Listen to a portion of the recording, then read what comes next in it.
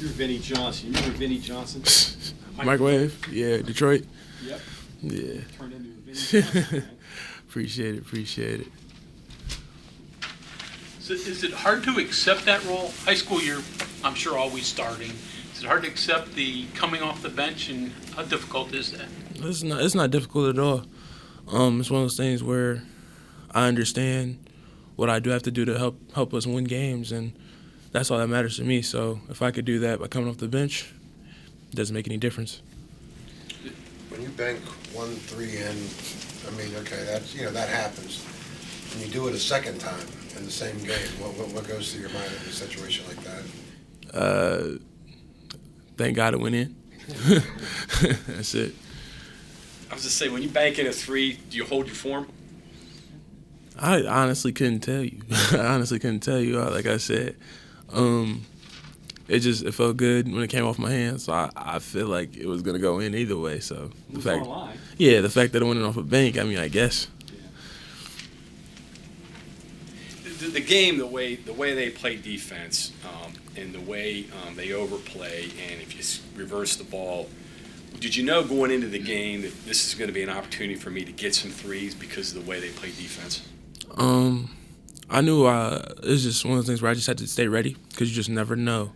Things are always different once you get out on the floor. But, coaches did have us prepared, and they told us, you guys will be able to get open threes off of skips and stuff like that. So my whole thing was just making sure I was ready for those moments. Gotcha.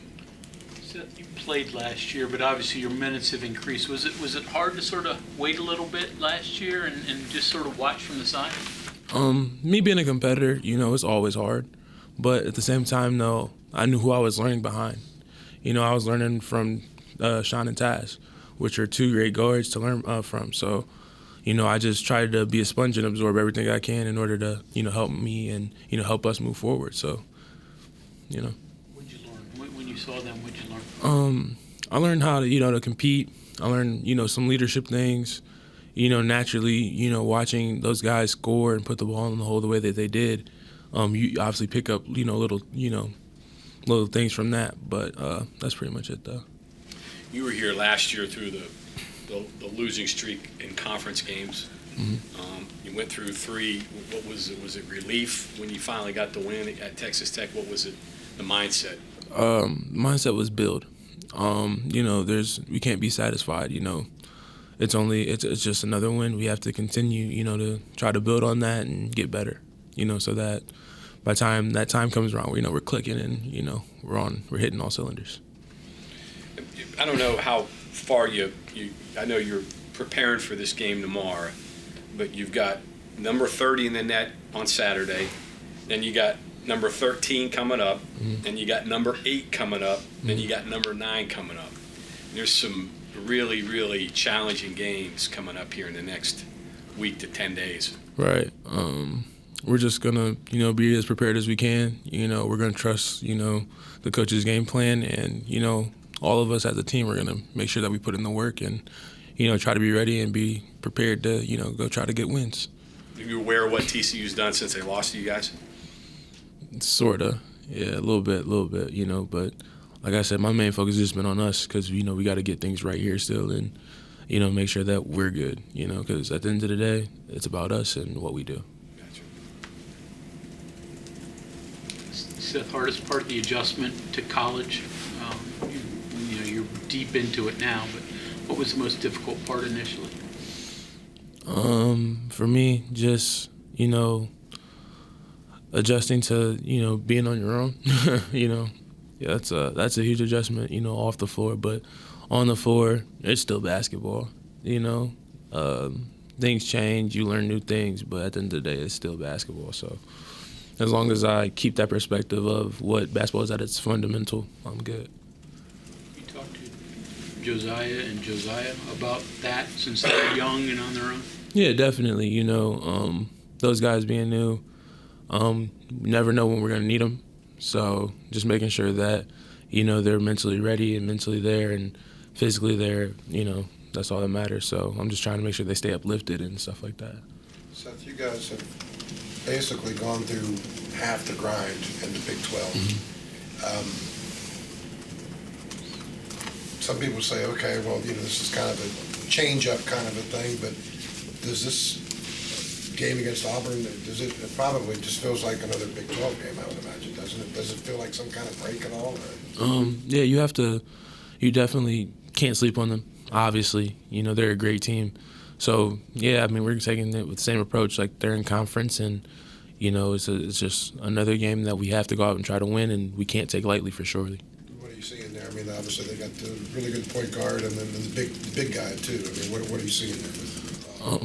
Seeing a lot of guys that just play hard, give a lot of effort. They're very skilled. So, like I said, we're just trying to be prepared for them, and we got to take them as if they're a Big 12 opponent because they have the same talent as, Big 12 opponents. So, Seth, I'm guessing growing up you were probably a fan of the NCAA tournament, right? Mm-hmm. Watch the bubble, all that stuff, Mm-hmm. fill out brackets. Can you compare not like what it's like being in it, but 5 or 6 years ago looking at it, and then looking at it now and how much has changed? Because no offense to your record, but you would look at your record and say it's probably not a tournament team, but all Right. the numbers say you're right there. Right. It just seems like everything has changed so much. Just what is it like as someone who's been through it maybe from a different perspective as us? Growing up, like you said, just watching it, it doesn't really click that you're going to have to, try to be in it until, you're actually out there on the floor and trying to win games to, advance and be in the tournament. So, but as far as changes, go, I don't see much, we just got to get it right and make sure that we win so that, everybody can be in the tournament because I know that's everybody's dream and that's what everybody wants to play in. Is it, I don't know what the word would be, hopeful, optimist, whatever, but when you're 1-6, whatever, but you're right there. And you're like, all right, that might be disqualifying in some years, but it's played a pretty good schedule in a tough league that you're still right there. And again, that might not have been the case a couple of years ago, but does that help at all, or is that just the record's a record and it's kind of a bummer? It definitely it helps, but at the same time, though, we do understand that the record that we have right now isn't what we want it to be, and that we're gonna have to improve on that in order to make sure that we're for sure, into the tournament, and it's not one of those things where, it's iffy. Just kind of curious, James Concord is very much in a similar situation, trying to work his way up and get more confidence and more playing time. The play he had, the block he had in that Texas Tech game, how many times did he watch that on the way home? And what does a play like that do for him? Oh, it's nothing but confidence. We're gonna tell him. We all tell him. That we need more. We need more of that. You know what I'm saying? And to answer your question about how many times we watched it, we probably watched that video about 1,000 times on the bus. If we could have, we would have put it on the TVs on the bus. If we could have, But we're all excited for him, and we all just want him to keep on improving and giving us more of those blocks and rebounds and stuff that he could give us. You see a confidence boost coming? Huge. Yeah. That we need him. Yeah. We need him. So the fact that his confidence is growing and he's doing what he's doing out there, it's amazing. So we're just trying to encourage it, keep it going. Not too bad for a tennis player, huh? Yeah. I promised him I wouldn't make a joke about that. He doesn't like that, so I'm gonna stay away from that. Blame it on me. What does he bring that maybe some of the other big guys don't? It's not one of those things where the big guys don't, bring something to the table, because everybody's different. Everybody's got their own, different way that they play. But, he's just an athlete, and he's going to go get rebounds. He's going to go block shots. He's going to dunk the ball, which all of our bigs are capable of doing. But right now, we just need him to do more of it. You know what I mean? Planning to meet. Go ahead. Is that the big game against Portland State? I guess. Okay. My point, it was a while ago, right? Yeah. Do you feel like it sounds like, just listening to Huggins talk, that you're more equipped to keep that going and keep it building toward, maybe not a huge game like that the other night, but something substantial to it, and then to keep it going from there. Right. I guess, what have you done to turn one night into 2 or 3, or 1 week into 2 or 3 weeks? Just trying to stay consistent with, my workouts on off the floor. Trying to make sure that I'm just staying in the gym, doing something, whether that be form shots, just something, to keep my mind, locked in and keep on, doing what I'm doing. Planning to meet Barkley? I didn't even know that was an option. Yeah, I guess so. What do you? What's your memory of Charles Barkley? What do you got? Charles Barkley? All I know is I'm too young to actually see a game. See a game. So you know But him from being I, a studio host? I know him. No, I've seen highlights. I've seen highlights, but all I know him from is Space Jam. He got his power stick. You know what I'm saying? But obviously I know of his legacy. I know how great of a rebounder he was and all those things. But yeah, I just not old enough to see him play. You may be surprised. He's only 6'4". He's Really? not a real tall dude. Oh man, I've been trying to tell people we gotta get that fixed. If I'm the same height as Charles Barkley, man, Yeah.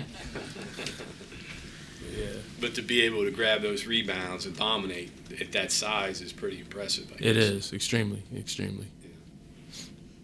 So, kind of like what Mike was saying, it kind of popped something in my head here. I mean, you guys come to college looking to play the top competition. But when you look around the other leagues, even the other Power 5 leagues, I mean, there's good competition in those leagues. Right. But then there's also maybe a couple breaks, too. You don't really get that in the Big 12. So, you want to play the best competition, but when it's day after day, I guess I'm kind of wondering, do you really know, as a young kid coming into the Big 12, what you're getting into? But you don't. Yeah. It's one of those things where you're out, you hear about it because, while you're watching basketball, you see, okay, the Big 12's got this, and this, all that. And then when you get out there on the floor and you actually are in it and you're playing, and you're like, okay, this is for real. You know what I'm saying? So it's one of those things where but you don't. But once you do know, you're willing to say, yeah, it's really, like that. So. Is it worth it? 100%. I mean, you could have gone to another school and... 100%. Yeah, okay. 100%. I wouldn't have changed it for nothing. It's all worth it. Seth Hug talks about the travel grind for a player. Is it exhausting?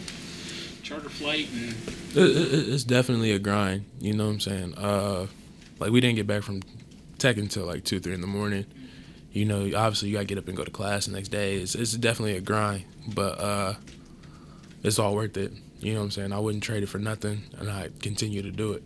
Can you sleep on planes? Yeah, I can sleep anywhere. That's not a problem. Nah, it's never been. so what's your routine when you're coming home and have a long flight? Headset on? Yeah, gotta have a headset on, because if you don't, I don't wish that on anybody playing ride with no headset, but headset, couple movies. I like to track my movies by the amount of time we got on the flight. It's like a 3-hour flight. It's 2 movies, a movie and a half. But yeah, make sure you have your movies and your music, and you be good to go. Who snores? Who snores? I don't know, 'cause I got my headphones in. I don't be paying attention. It might be me. It might be me, because I don't only make it 15 minutes into the movie before I'm asleep. So the movie watches me. Seth, you hadn't won a Big 12 road game, right? Right. Was that trip it was like getting up for class Thursday morning? Had to be easy, right? To get up for class. Yeah. When we got back. And in your sales, right? It wasn't as hard as it would be, if we would have lost. But, obviously getting up at 3 in the morning and getting back at 2, 3 in the morning and going to class is not easy, But I did it. So. What's your class? Communications class. Yeah. Go in there. What's it like going to class and you got people there talking about everything you did in the game last night? I mean, everybody's watching the game on TV, and you have to go through that. I mean, what's that like? Yeah, it's cool. It's one of those things where it's you really realize how much, you mean to the university, kind of. And I use it as, once people tell me, we saw this, that, and the third, it's okay, I really got to go win because you guys really, care. So it puts just another level of motivation in me as well to go out there and perform well and try to win games.